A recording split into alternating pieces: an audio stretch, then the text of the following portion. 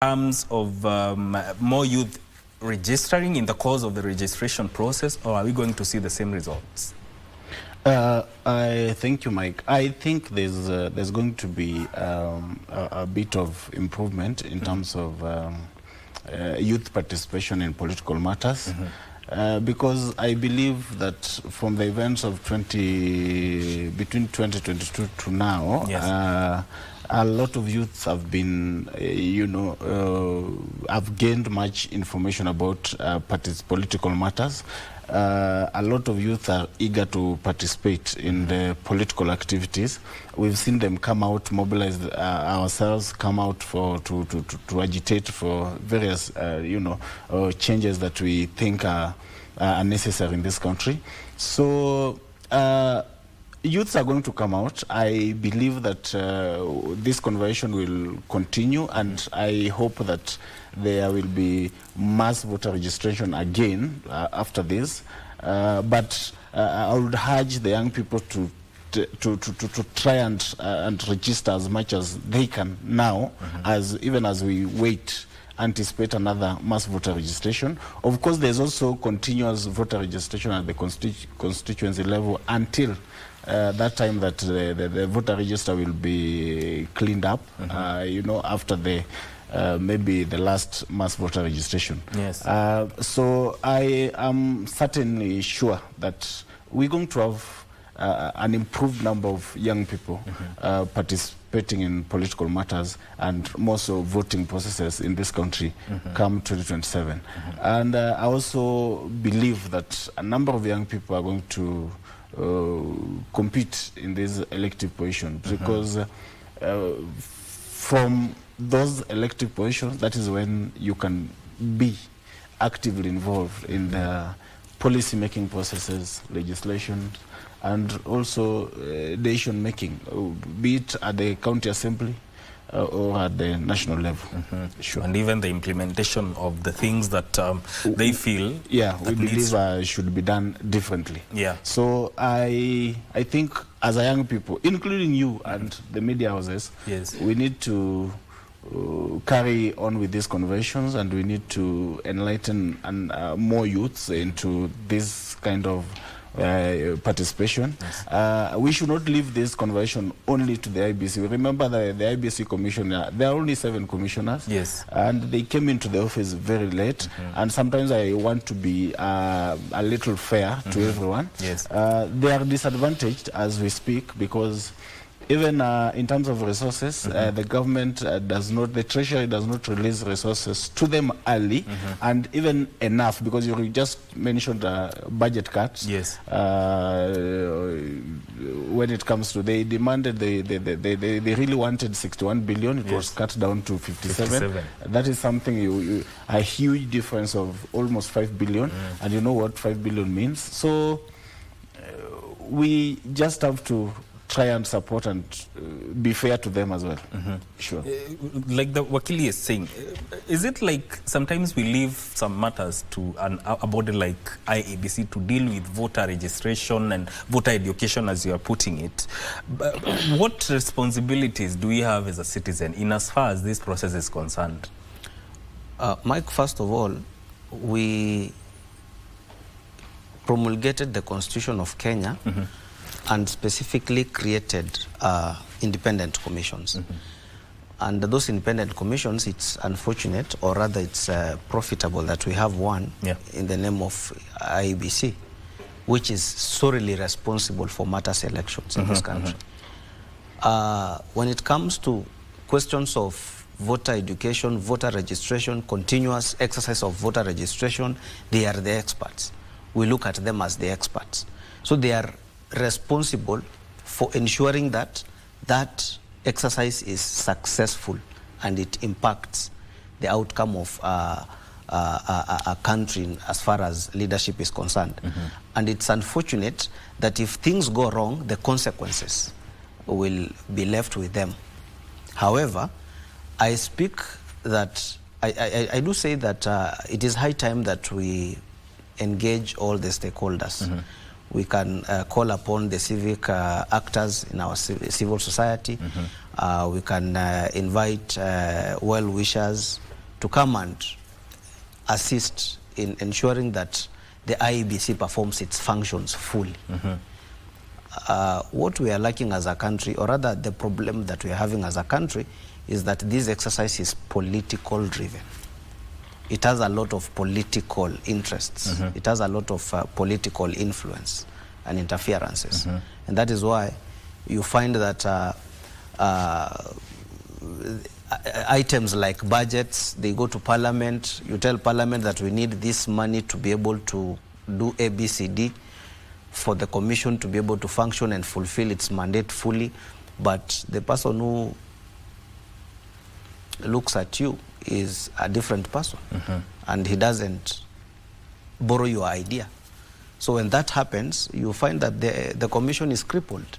But there is a responsibility that we need to work together as a nation for the betterment of the future of the youths in this country.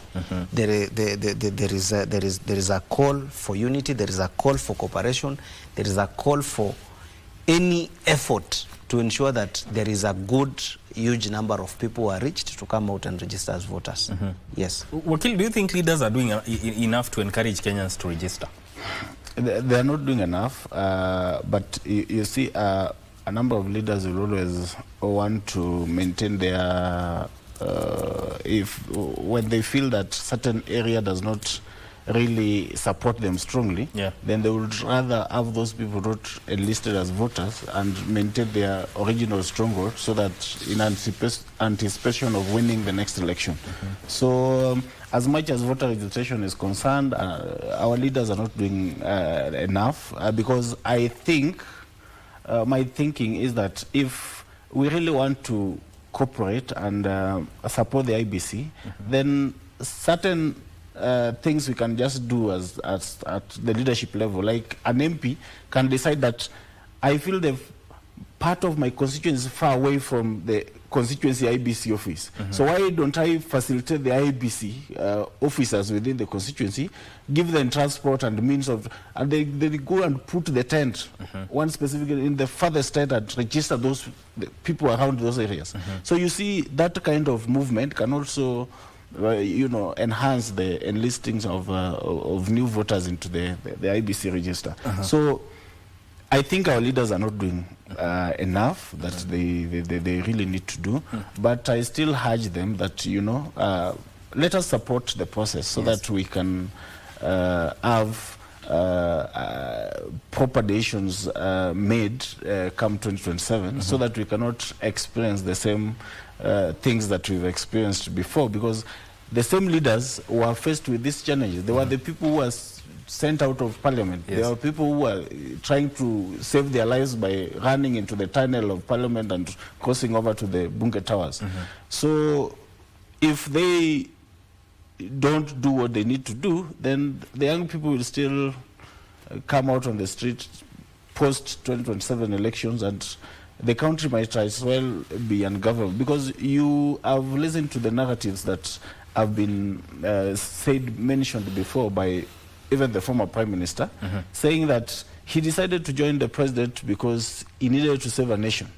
So maybe 2027, after 2027, he might not be as strong as he was in 2022. So what happens then if we don't do things the correct way?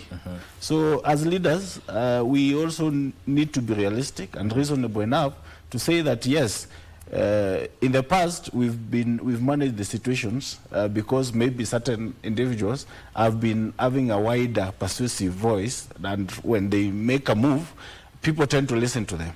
But that is going to change. That is changing. The former Prime Minister is now coming to old age. He might not be able to have the same influence that he's had before. So what happens when we have the Gen Z demonstrations post 2027? Then it means the country will be a war-torn area. And what happens when that happens? Then it means we are all losing. So leaders need to do the right thing. The IBC needs to do the right thing, and us as a citizen, we also need to participate actively and ensure that we support the processes so that we have credible elections comes 2027. And last thing, Mike, on this matter, I think we're also failing as a nation by just portioning blames on the commission every now and then. I even saw the other day when the political class were trying to blame the commission in terms of what is going on right now. We need to understand and we need to be fair. These people just came into the office the other day. Yes. Even in terms of my good friend here taking the commission to court because of boundary delimitation, it is not their fault. They just came to the office the other day and they have a lot to do before the general election. And this is the first year we are experiencing a lot of by-elections that are going to happen. And it is the same commission that has to oversee this by-election. So as much as we think and we see that there are certain things that ought to have happened as per the constitution and they have not happened, we also need to blame ourselves as a citizen. Because some of us are the people who moved to court, who dragged the cases in court and made the formation of the IEBC commission be impossible in the first place. So as much as we want to blame the commission, we also need to have a self-reflection on ourselves and say, here we were wrong, here we did it right, and we need to adjust so that all the processes are carried on perfectly so that we see a credible 2027 elections. There's something that Wakili raised before you even respond to that about leaders facilitating these registration processes. But isn't representation the whole idea of you being elected to go and represent the interests of your person, including such cases where when it comes to voter registration processes, there are enough stations? Are you not supposed to represent those interests? Are you not supposed to make laws that cater for that? In fact, thank you for reminding me of that. I wanted to respond and say that the role of the MPs in as far as the exercise of voter registration is concerned is actually limited in Parliament. And it goes down to the budget itself. That once a budget has been presented, you who is a member of Parliament with a lot of goodwill towards the Commission, you must look at it from a positive eye. And what your duty will command you to do is not to cut the budget, it is to approve. And even, if need be, require a supplementary budget to come so that the Commission can be well equipped to go and do its work. But when you wake up and you want to go to your village and facilitate IEBC to come to your village, that will be seen from a different angle. And it will not be going well with the issues of transparency and accountability as far as the process is concerned. You will be told that you are now interfering. You want to register the people from a certain area so that it comes to your advantage when it comes to voting day. So in a way it depicts it's a disadvantage to you as a leader. Yes, and it will be drawing you very negatively in terms of issues to do with accountability and transparency. So your role as a member of Parliament, it comes to the committee where that budget for IEBC, for the Commission to do its work is presented. Yours is to pass it and just ensure that all those funds are delivered to the Commission so that the Commission can function well. Number two, the funny thing, or rather the bad thing about our Constitution, or rather the law, is that it does not care when you came into office. What matters is the fact that now you are in office, and what matters is that you have to do the right thing, and that the right thing is to do what the law requires you to do. Whether the commissioners came to office yesterday, they must be aware what is waiting for them. There is the question of boundary delimitation, there is the question of voter education, there is the question of voter registration, and the Commission is not crippled by the fact that there is no commissioners. There was the Secretariat. There is the administrative part of it that keeps on running. So these things have to be, they have to be tackled, they have to be done. Once you come into office, we look at you as the person who must fulfill, and that is what the law gives us. And that is the unfortunate bit. whether you came here yesterday or you have just come into this morning into that office, what the law says is that you have a responsibility to ensure ABCD is done. Yes. That is the unfortunate bit. Indeed. Going forward, come 2027, and I must remind us of what I said first, that we have started on a wrong foot. Because I was listening to one of the commissioners of the IEBC, and in fact she's the director of electoral operations. When asked about how many have registered, why the voter turnout, it seemed that she did not have the correct answers, or rather she did not have the facts within her hands. And that will tell you how bad we have started as a country, as far as elections are concerned. We need to do something. We need to call upon ourselves as the youths and go and vote, go and register, so that come 2027, we redeem this country from falling. Okay. Yes. All right. 30 seconds, the way forward. Way forward, let us join hands, let us be responsible citizens, and let us ensure that our young people register as many as possible. Let us facilitate them, because I think the problem sometimes, you know, a lot of young people are jobless. So sometimes the distances from where they are to where registration is taking place is a little bit far. Yes. So let us, if there is anybody outside there that can meet such kind of people, let us support them to get to these centers and register as voters. Yes, Wakili. Yes, unfortunately we do not want to see excuses going forward. And the Commission must perform its functions to the full realization of what the Constitution granted Kenyans. Yes. And the citizens also, more so the generation of the youth, must also take up the mandate that has been given unto them and wake up and go and register as voters. We have all this time. And the Constitution provides for continuous registration of voters. So whether this exercise is completed today, there is still room for them to go and register at the constituency level. So let us not shy off. Let us go, realize that we have been given the power under Article 1, and take it upon ourselves to register as voters.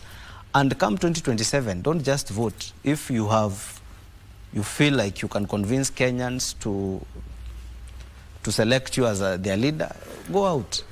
Tell them to come and vote for you, but you cannot be telling people to come and vote for you and yet they have not registered as voters. Yes. Encourage every person to come and register as a voter, so that we can have a country come 2027. Okay, Wakili Frank and Wakili Jacob, thank you so much, gentlemen, for making time. This is where we end this conversation. Do not go too far. Entertainment Thursday continues shortly. Stay with us.